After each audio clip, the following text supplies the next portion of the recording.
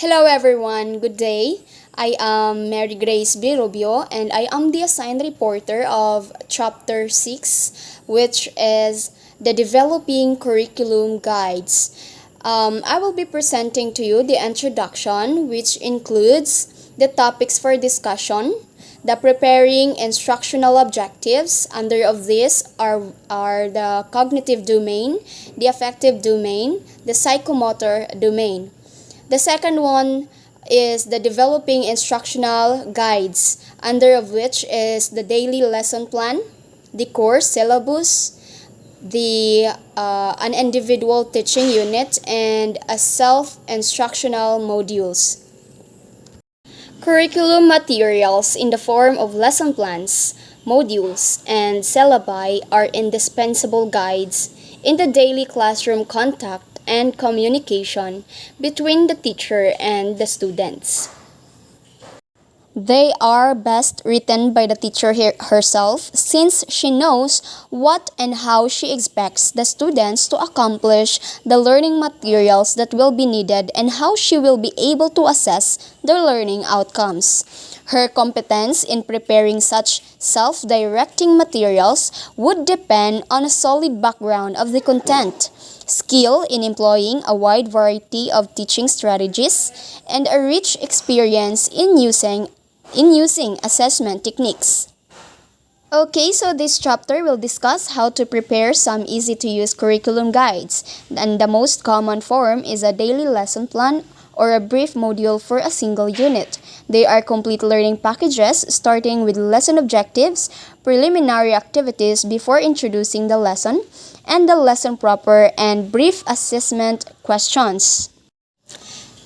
The first important step in writing instructional materials is determining the objectives to be pursued.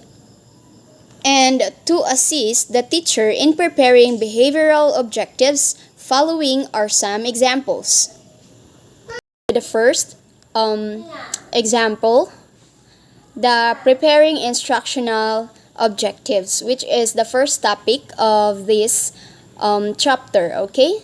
So, an instructional objective is a statement that identifies what the students are expected to accomplish. It provides direction in organizing and implementing suitable classroom instruction and in choosing effective evaluation methods. Instructional objectives should be stated in terms of student responses that are observable and measurable. Sometimes they are referred to as behavioral or performance objectives. The teacher should take utmost care in preparing such statements, since they serve to communicate clearly her purpose, at the same time serve as basis in evaluating students' growth. The desired change in behavior or performance level must be evident and clearly exhibited. Objectives are important because they help facilitate the following. First, the identification of what is expected of students after the study. The second, the basis for planning and organizing learning activities. Third, the choice of appropriate instructional materials. And lastly, the decision on appropriate assessment techniques. Following are some simple rules to follow in writing behavioral objectives. First, make sure you are describing the behavior of the student and not the teachers. Second, a behavior can be described as observable in the form of an outcome verb. Example, identify, arrange, measure. And then the third, describe the criterion for evaluating an acceptable performance of the behavior. Example, classify the fruits as to colors. Okay, so fourth, specify important conditions under which the student will perform the behavior.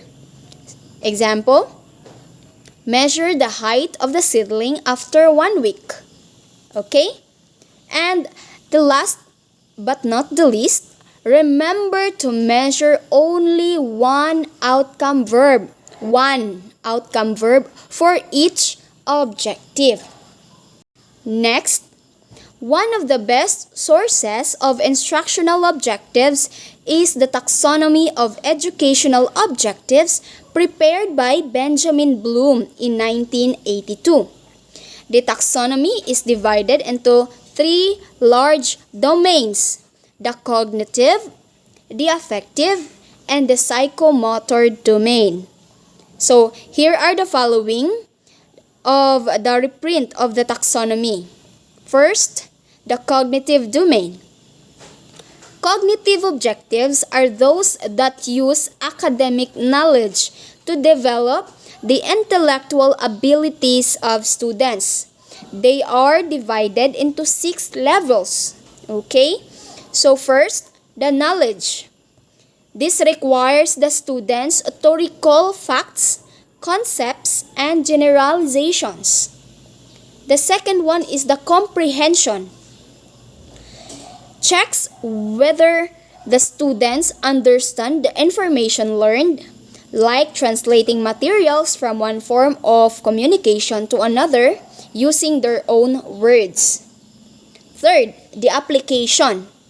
The students should be able to apply the information in performing concrete sections, or rather actions. These actions may involve figuring, writing, reading, handling equipments, and etc. The next one is the analysis. The student could systematically examine factual content in order to solve problems. They divide the information into component parts. Okay? So take note, students utilize inductive and deductive thinking. Next one is the synthesis. The student can bring to bear information from various sources to create a product, a pattern, or structure.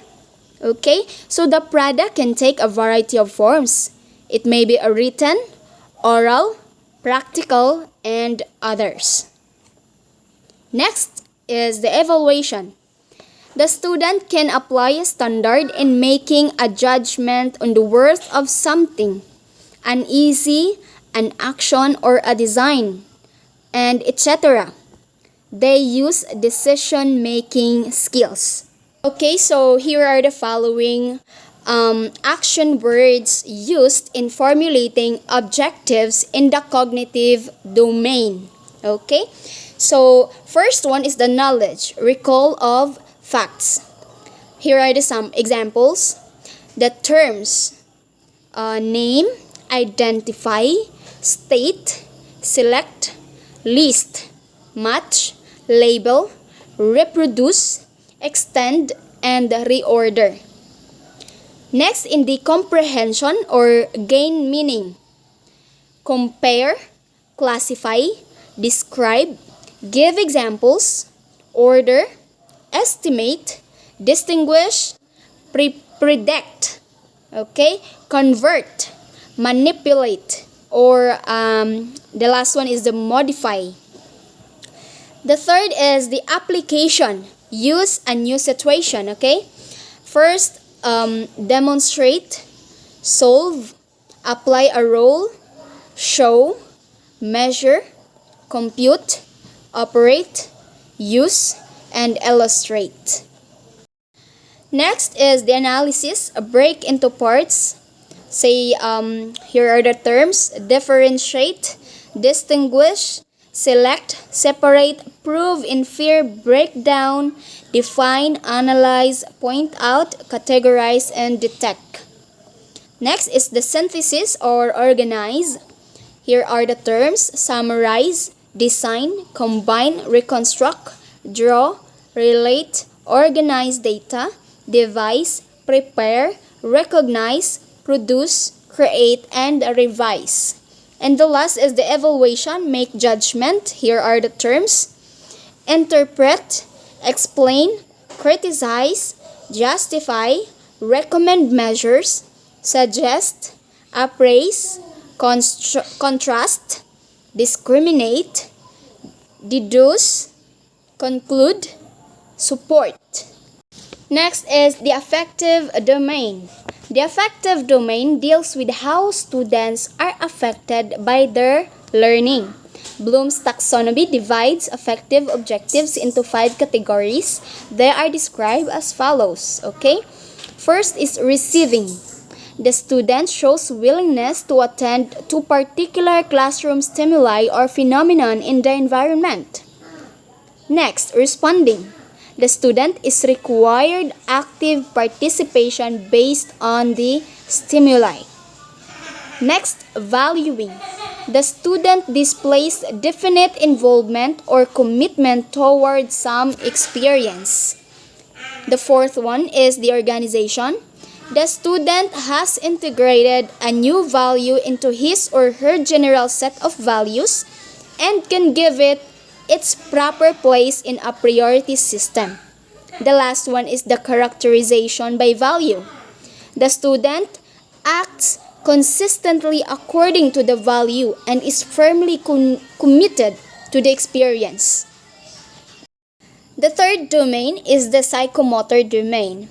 Examples of skills in the psychomotor domain are eye coordination for viewing visual arts, intricate use of complex equipment in laboratory tasks, and communicating intentions with facial and hand gestures. So there are 6 categories of objectives in the psychomotor domains. Here are the reflex movements, basic fundamental movements, perceptual abilities, physical abilities, the skilled movement, and non-discursive communication. So first, the reflex movements. The student's actions can occur involuntarily in response to some stimuli. Second, basic fundamental movements. The student has innate movement pattern formed from a combination of reflex movements. Third one is the perceptual abilities. The student can translate stimulus received through the senses into appropriate desired movements. Okay, so the fourth one is the physical abilities. The students has developed basic movements that are essential to the development of more highly skilled movements. Okay, so in skilled movements, student has developed more complex movements requiring a certain degree of efficiency. And the last one is the non-discursive communications. The student has the ability to communicate through body movement. Now let's proceed to the second topic, which is the developing instructional guides. One of the basic skills that teachers should be able to undertake with predictable proficiency is preparing a wide variety of instructional materials, ranging from the daily lesson plan to a syllabus for a particular course. Guided by the current thrust in one's discipline, they must be knowledgeable in organizing and developing materials used for daily classroom instruction, as well as learning units in the form of modules and self-learning kits. Said curriculum materials offer the best means by which they can provide the students the right direction and assistance in achieving the desired instructional objectives. So here are the following, some instructional materials that every teacher is expected to prepare before or during the school year. First is a daily lesson plan. Second, the course syllabus. The third, an individual teaching unit. And the last, a self-instructional module. First, a daily lesson plan is a blueprint that guides a teacher on what she will teach and how she will go about it. It is a complete procedure that will be followed in introducing and implementing the plan, capped by the suggestions on how to evaluate the learning outcomes desired. So, to ensure ease and efficiency in preparing one, a teacher should possess the following qualifications, okay? Take note, future educators. First, adequate knowledge about the topic to be taught. Second, facility in preparing clear and precise lesson objectives. Third, skill in employing a wide range of strategies and procedures. Fourth, the preparedness in assembling the materials and tools that will be needed. And the last, the knowledge of assessment and evaluation techniques.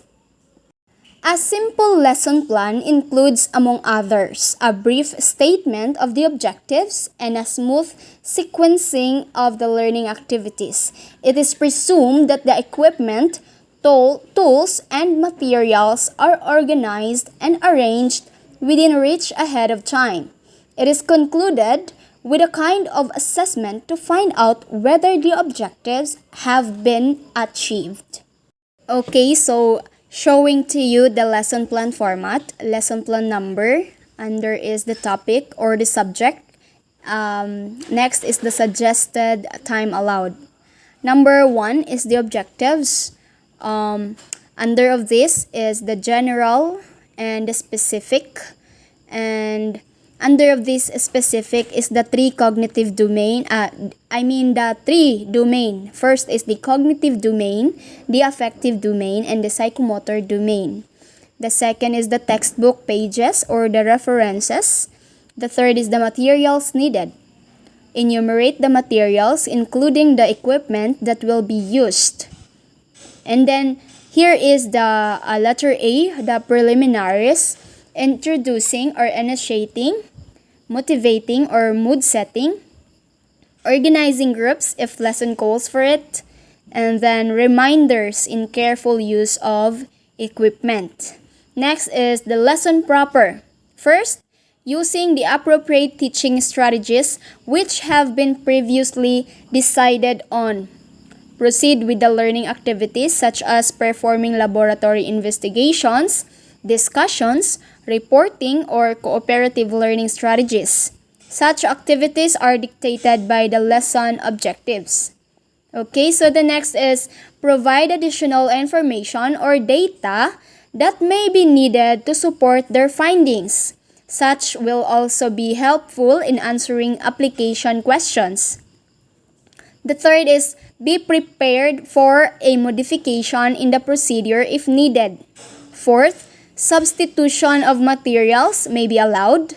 Fifth, observe how each group or individual is progressing in the activity. Sixth is keep asking questions to lead them to the right direction. Seventh, if a laboratory manual is being followed, check the steps to ensure correct completion. So next, letter C, summary or conclusion. First, towards the end, they will be able to recite on what they have learned or produced. Second, encourage them to ask further questions. Third, formulate a conclusion or a generalization. Fourth is ask how they can apply their learning in real life. Next one is the evaluation. Number 1, this could be in the form of a short test, submission of the reports or products, formal or informal observations. So the second, they may be allowed to evaluate their own work, especially the steps undertaken. And third is ask for suggestions on how the activities could be improved. Lastly is the additional activities. So number 1, for reinforcement. Revise parts to make it easy for the slow learners, if there are. And then the second one is for enrichment. Include additional activities for the fast learners. Second is a course syllabus. The most basic curriculum material that a teacher should be able to prepare is the course syllabus. The parts of this are course number, course title, and course description. So this section includes an overview of the course, It consists of the main concepts that the students are expected to learn. It may include one or two outstanding features or what new topics will be highlighted in the course. So letter A is the course prerequisites. First, state the basic courses that should have been completed before undertaking the present one. Second, the course credit.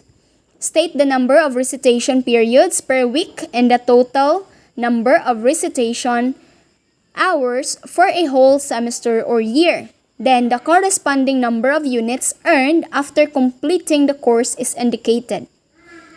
Next is the course objective.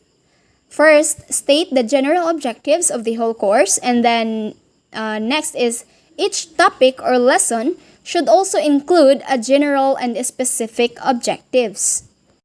So next to this is the course outline. A detailed outline of the topics and subtopics to be covered appears in this section. The sequencing of the topics should as much as possible be such that the groupings will tend to a quarterly evaluation corresponding to the 4 grading periods. Next is the course methodology. A brief description of how the course will be taught and necessary such as laboratory procedures, field studies, open discussions, lectures, and etc. Next is the time allotment.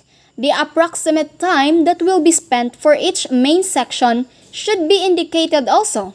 Additional time may be allowed. Next is the course requirement. This will state all learning tasks that must be accomplished, no? The task which may help in evaluating their performance could be short and unit tests, papers, written reports, projects, recitations, or simple research. So experiments or individual investigations may be written also. The last one is the suggested references. The text and other supplementary reading materials are enumerated here, no? The third one is an individual teaching unit. As soon as a course syllabus has been prepared, the next important task of a teacher is how to develop an individual teaching unit in detail. So, what is an individual teaching unit? A teaching unit is a block of study consisting of major concepts which are arrived at through planned learning activities.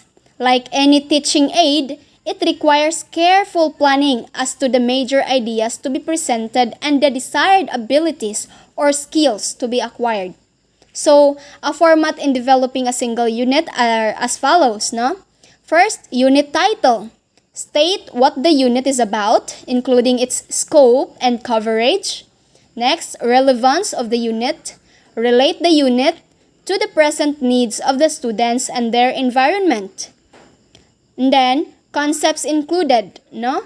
Enumerate all the main concepts and ideas to be developed. This section serves as a guide in developing the learning activities to be performed. Let's proceed to the background knowledge needed. State the information that should have been learned before undertaking this unit. This shows that the students are prepared to tackle the present unit. Next, instructional objectives. State the objectives in behavioral terms. Such objectives in terms of knowledge and skills must be observable and measurable. And then, let's proceed to suggested activities. Suggest a variety of learning activities such as those that could be performed in the laboratory, in the classroom, or out in the environment. They may be in the form of simple investigations, viewing audiovisuals, or listening to lectures, no? Discussions, oral reports, and constructing projects reveal strong interest in the concept. Next is the summary or the conclusions. End the unit with conclusions and generalizations learned. And then, the unit evaluation. A number of techniques could assess their learning such as a written test, oral discussion, written reports, simple research, projects, and other creative products and journals. And then here, the references include the rich sources of information other than the textbooks being used. such as science magazines, historical articles, literary pieces, journals, and other reading materials available in the Learning Resources Center. Okay, so next is the materials needed. Include the equipment and tools to be used. List the materials that will be needed, both those available in the Learning Resource Center and those that must be brought to class. And then additional investigations. For fast learners or for students with special interest, additional activities may be suggested. For those who fail in performing the usual tasks, include activities for remediation or reinforcement. And then lastly is the culminating activity. Final.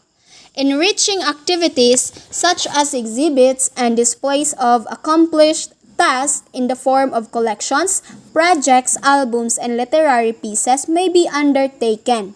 Suggest a newspaper, a panel discussion, or a dramatic presentation and programs. So, let's proceed to the last instructional materials that every teacher is expected to prepare before or during the school year, which is the self-instructional module. A self-instructional module is a self-contained, independent unit of instruction prepared for the purpose of achieving defined instructional objectives. So, it is described as self-directing since it includes instruction on how the various learning activities will be pursued. Classroom instruction using modules is self-pacing, wherein the student progresses through the learning task at his own rate. So, showing to you the parts of the module. First, module number what? 1, 2, 3, 4, and others. Next is the title. And then, overview. Provide the student with an introduction of what he expects to learn from the module. It may take the form of a statement of purpose, a rationale, or a brief introduction.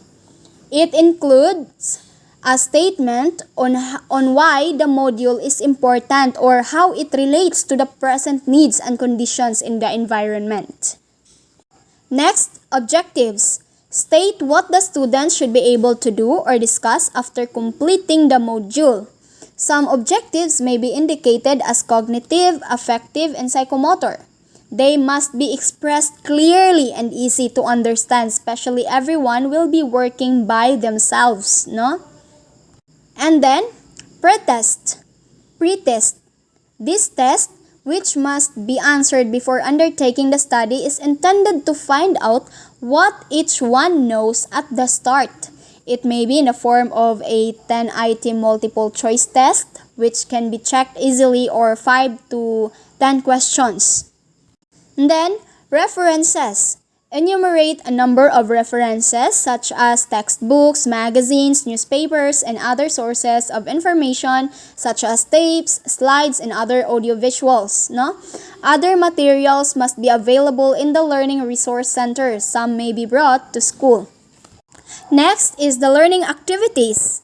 This section may be referred to as core activities or study guide. It consists of the instructional activities such as laboratory experiments, demonstrations, reading references, listening to broadcast or viewing TV episodes. Field studies and outdoor observations can also be undertaken as well. Guide questions could guide the student whether he is proceeding in the right direction. Last is the self-evaluation.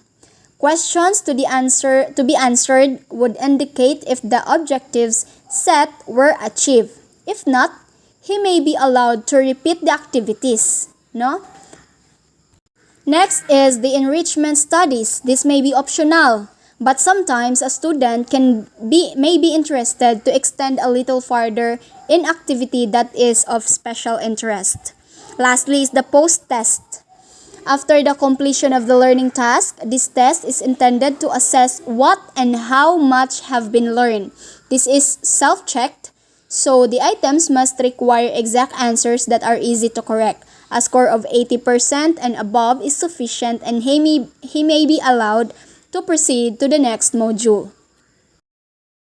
Here are the guides in constructing modules. The following preliminary information must be prepared at the introduction. First, rationale. It is a statement on the importance of the module to the student. Second, the objectives. It states what they are expected to learn after completing the learning activities. Third, the target population, a description of who can tackle and will be benefited by the module. Fourth, the time frame. The approximate time that can be allowed in pursuing the learning task is stated. And then, the plan of work. This shows a brief sequence of the activities to be undertaken. After of this, the design of the learning activity is in accordance with the following format. First, the objectives. Second, directions or general instruction on how to go about the module and the learning task. 3. The pretest. Fourth, the activity proper. The learning activities are in the correct sequence. And the fifth, self-evaluation exercises. And last is the post-test. That ends my report in Chapter 6. Again, this is Mary Grace Rubio, your presenter.